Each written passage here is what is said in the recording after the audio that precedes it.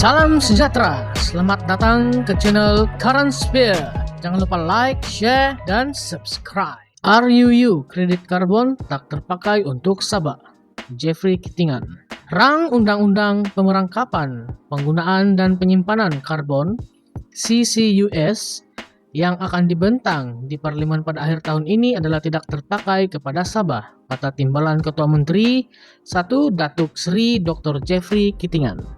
Menteri Pertanian, Perikanan, dan Industri Makanan negeri itu berkata, ini karena terdapat pemisahan yang jelas dalam bidang kuasa di bawah perlembagaan, yaitu isu membabitkan tanah dan hutan adalah perkara negeri di bawah senarai negeri dan bidang kuasa kerajaan Sabah. Beliau berkata, Sabah telah menandatangani perjanjian yang diperlukan bagi menjana sumber pendapatan baru untuk negeri daripada jualan kredit karbon di kawasan hutan tropika seluas 2 juta hektar dan pada masa yang sama bertindak memeliharanya. Ia bukan saja memelihara hutan hujan, tetapi juga menyediakan dana serta peluang yang amat diperlukan untuk orang asli di Sabah dan pada masa yang sama mematuhi kebanyakan daripada 17 matlamat pembangunan lestari SDG Pertumbuhan Bangsa-Bangsa Bersatu. SDG ini termasuk sifar kemiskinan, kesaksamaan jantina, air bersih dan sanitasi, kerja yang baik dan pertumbuhan ekonomi, mengurangkan ketaksamaan, melindungi serta menggalakkan ekosistem mampan, hutan dan menghentikan kehilangan biodiversity, menurutnya dalam kenyataan hari ini. Pada 21 Mei lepas, Menteri Ekonomi Rafizi Ramli berkata kementeriannya telah membentangkan memorandum kepada Kabinet untuk membuka laluan ke arah rangka kerja perundangan yang komprehensif mengenai inisiatif CCUS. Hutan cerap karbon jadi hasil. Jeffrey berkata melalui program pengurangan karbonnya sendiri, Sabah sudah maju dan berada di kedudukan yang baik untuk memikul tanggung jawab bagi potensi kredit karbon di bawah Undang-Undang Tanah dan Perhutanan Negeri itu sendiri dengan atau tanpa cadangan undang-undang baru CCUS.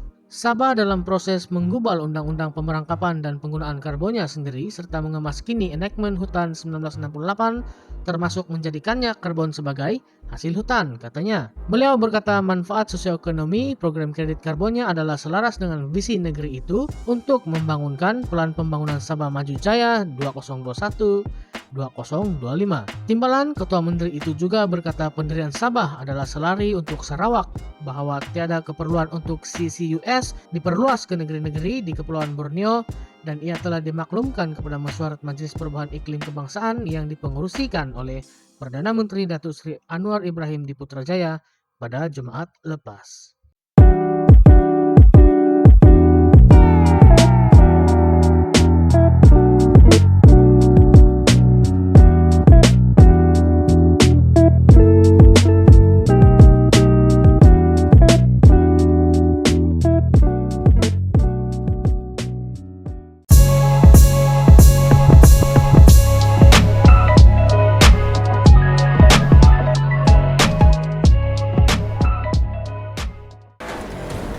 Kota Kinabalu, Kementerian Kesihatan KKM diminta tidak mengganggu peruntukan membina klinik di negeri ini bagi menampung dana mewujudkan Pusat Jantung Sabah yang diumumkan Perdana Menteri Datuk Seri Anwar Ibrahim baru-baru ini.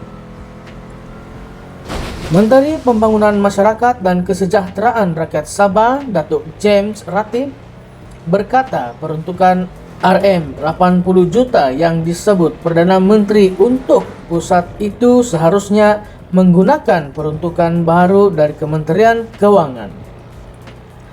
Katanya adalah tidak adil untuk mengambil peruntukan pembinaan klinik kesehatan yang kemudahannya sangat diperlukan oleh penduduk terutama di luar bandar negeri ini bagi merealisasikan Pusat Jantung Sabah. Saya heran sebab saya difahamkan bahwa peruntukan sebanyak 80 juta ringgit yang diumumkan oleh Perdana Menteri adalah wang dari klinik kesehatan yang sudah diluluskan dan diambil disimpan untuk top up peruntukan yang diumumkan Perdana Menteri. Jadi saya minta kepada KKM mana-mana proyek yang telah diluluskan untuk naik taraf atau membina fasiliti di Sabah ini jangan lagi diganggu, jangan dikacau.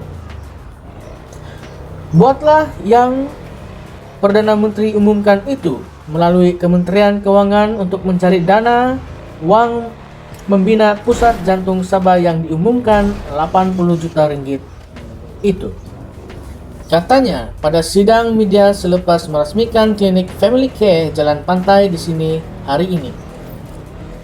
James yang juga Exco Kesehatan Negeri berkata beliau tidak bersetuju dengan langkah seperti itu dan menyifatkannya sebagai tidak memberi apa-apa makna kepada negeri itu.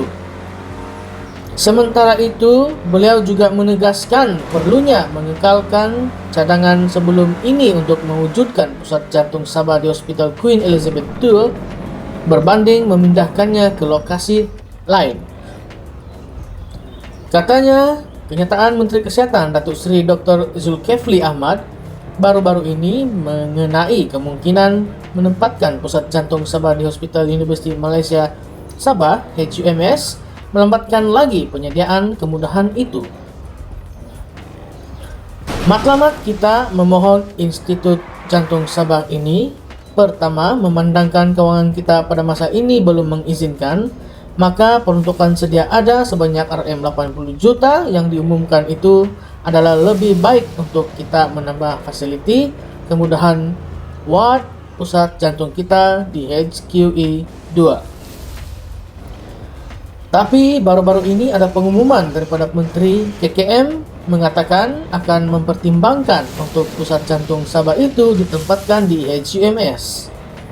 Tapi saya rasa HUMS masih lambat lagi untuk disiapkan.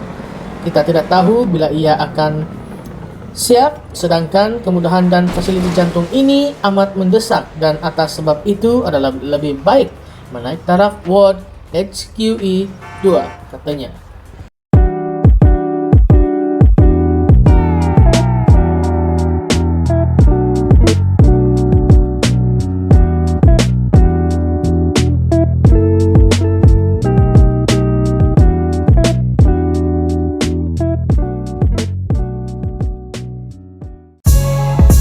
Gendang gendut tali kecapi, kenyang perut suka hati. 2-3 kucing berlari, dah berumur sedarlah diri. Kerajaan perpaduan banyak janji tapi tidak ditepati. PAS. Kuala Lumpur. Kerajaan perpaduan disifatkan sebagai senduk besa tak mengenyang yang mana hanya menabur janji tetapi tidak ditepati, kata Timbalan Presiden PAS, Datuk Seri Tuan Ibrahim Tuan Man.